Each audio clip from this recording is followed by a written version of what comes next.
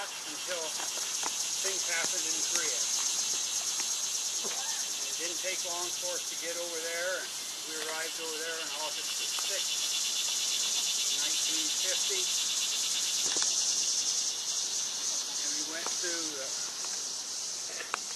South Korea on up through Pyongyang, almost to the Yao River, where the first cab took a beating up there, and then Chinese come in the war and things got bad.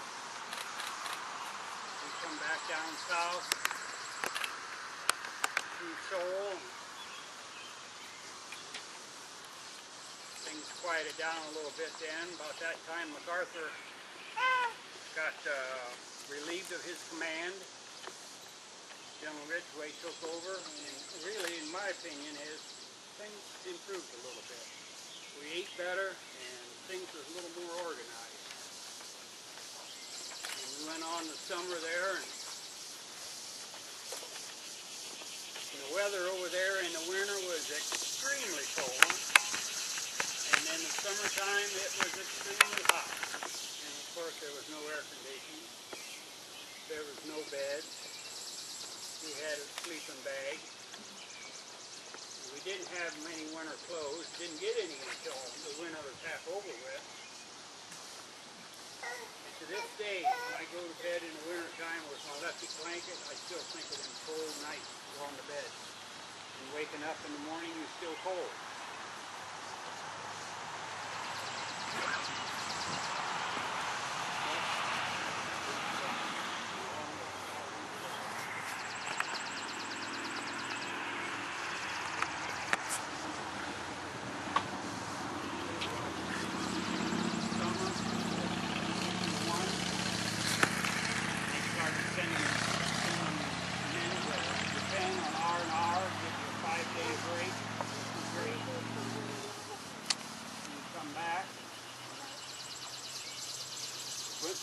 Went back to it again. In case I didn't mention that I was on a M32 tank retriever. It was like a wrecker. We pulled in the disabled tanks, whether they were disabled mechanically or mines, which mines is a big thing. I started out driving and drove for several months and several hundred miles. Then I got promoted and I was tank commander. And I stayed that way then till I come home. I had no regrets serving over there. I learned a lot, and it's still up there. You don't forget it. People call this the forgotten war. Well, I'll bet you the thousands and thousands of families that lost a loved one in it, I bet they haven't forgotten. And I know I haven't forgotten the 8,000 men that's still unaccounted for. 8,000 that no one knows what happened to them. And I'm not so sure anyone ever tried to find out too much either. But they're not there now.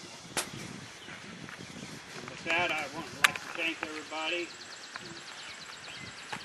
We'll get on with the show. Thank you.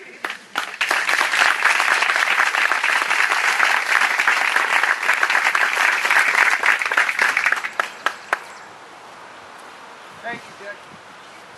I'm sure there's a lot more that he would like to tell, but probably would get a little too emotional, I would imagine.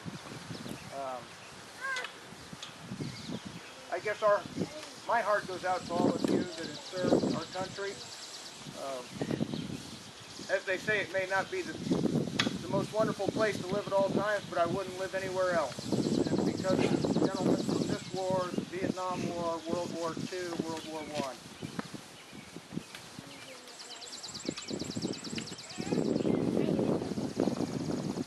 At this time, we have been honored to have with us Bill Hartnett, who is going to give us a governor's proclamation, and he is the director of the Department of Veteran Services for Ohio. He surprised us the other day with letting us know that he would be here on behalf of the governor.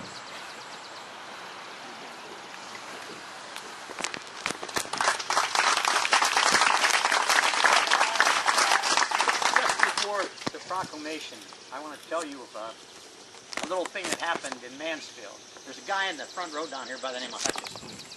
He was the frozen chosen. And he's the guy that designed the monument for Mansfield, and we were rededicating it. And there was a doctor there by the name of Har, Dr. Har. And he was 10 years old when the North Koreans swept across the 38th parallel and were driving the Korean army, the South Korean army, toward the ocean. And all the Korean War veterans were sitting in front of the platform. And Dr. Har said, "We needed a miracle, and you were it." And the appreciation that you could hear in that man's voice was really something.